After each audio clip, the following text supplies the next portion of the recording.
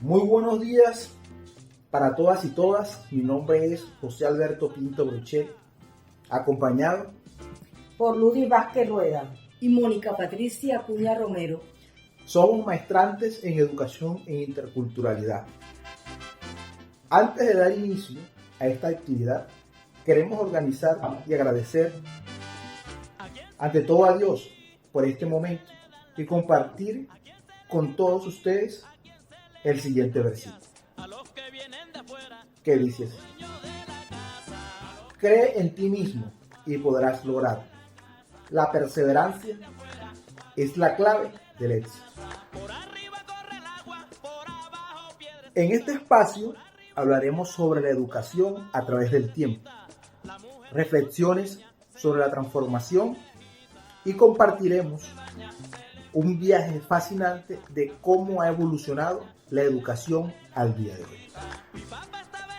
Es un viaje fascinante, José, pues la historia de la educación siempre ha sido vinculada con las diferentes etapas del desarrollo humano. En las comunidades más primitivas existieron formas de enseñanza que contribuyeron a la formación del ser, adaptadas a su contexto y necesidad. En cualquier época o cultura siempre ha existido algún tipo de educación orientada a transmitir saberes, valores y experiencias. Exacto, profe Mónica. La sociedad siempre ha configurado la forma en que educamos, ajustándose a los cambios de la humanidad, como lo indica el enfoque culturalista de la historia de la educación.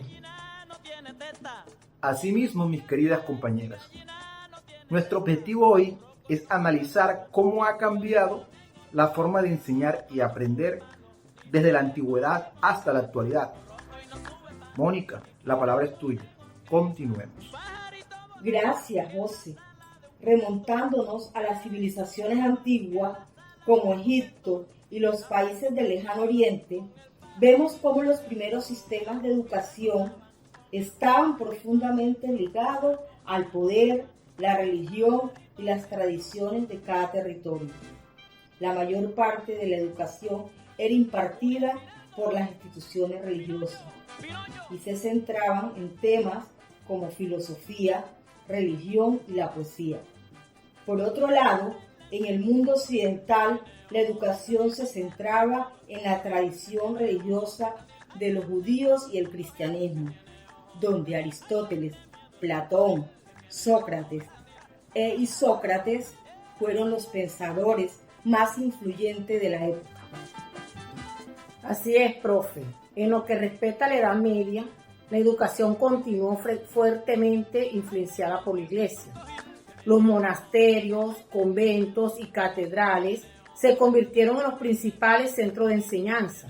En esta época, el conocimiento se considera un privilegio reservado para el clero y la nobleza. De igual manera, la enseñanza se centraba en la lectura y escritura del latín, la teología, la filosofía y las artes liberales.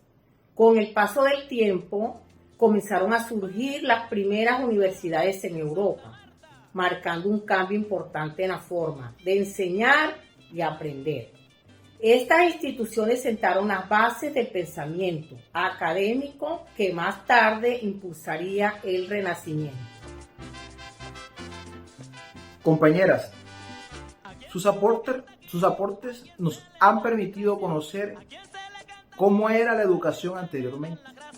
Ahora, con la llegada del Renacimiento, la educación experimentó una transformación profunda, ya que surge una corriente filosófica denominada humanismo, la cual el ser humano pasó a ocupar el centro del pensamiento educativo. La enseñanza dejó de centrarse exclusivamente en la religión y comenzó a integrar el conocimiento científico, el arte, la literatura y la filosofía clásica. Los cambios presentados en esta época no solo influyeron en las enseñanzas impartidas, sino en la creación de escuelas más abiertas, laicas, dirigidas no solo al clero, sino también a la burguesía emergente. Ahora, miremos cómo ha sido la transformación de la educación en Colombia. Iniciaremos este recorrido en el siglo XVI, donde se dio origen a las primeras universidades en nuestro país y, como hemos mencionado anteriormente, acá no fue la excepción. La llegada de la educación vino de la mano de las comunidades religiosas que hacían presencia en el país, como los padres dominicos y los jesuitas. La localización de estos centros del conocimiento se centró en las grandes ciudades. La primera universidad que se organizó en el territorio colombiano fue la Universidad Santo Tomás en Santa Fe de Bogotá en 1580, bajo la dirección de la comunidad Santo Domingo. Muy cierto lo que dices, Mónica. La influencia no solo se basó en el tema religioso, también se dio una gran influencia de movimientos como la Ilustración y la Revolución Francesa, las cuales sentaron los precedentes para que se diera una gran revolución educativa. La Ilustración promulgando la razón y los derechos humanos universales, abrió el camino para que la educación se definiera como el cultivo de la mente, y la Revolución Francesa, con su propuesta de liberalismo, sembró el ideal de la educación como servicio público, como lo manifestó Patiño en el año 2014. Como sabemos, compañeros, toda transformación genera controversias.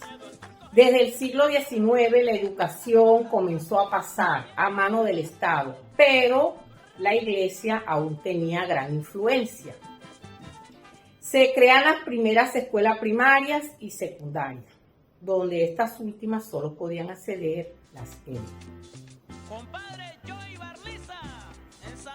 Así es, Ludi. Las transformaciones en ocasiones pueden generar cambios que impactan en el territorio.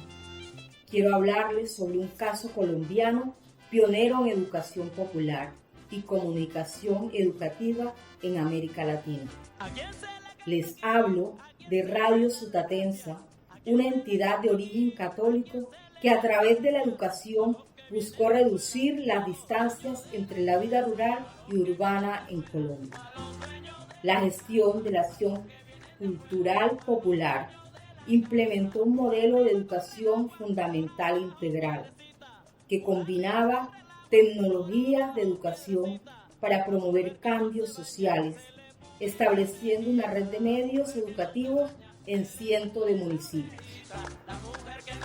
Bajo la consigna "La educación nos hace libre", Radio Sutatensa impulsó el movimiento radiofónico, permitiendo que miles de campesinos se formaran de manera autónoma en sus casas.